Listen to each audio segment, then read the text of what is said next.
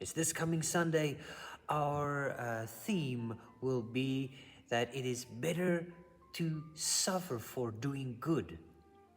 You are called to bold faith. Dit is beter om vir goed of die goeie te lei.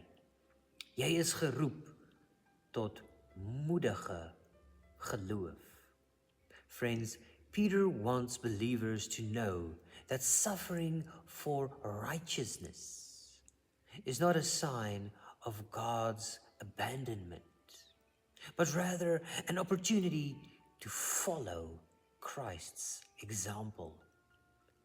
In the midst of hostility, we are called to live with hope, with clear conscience, just as Jesus did.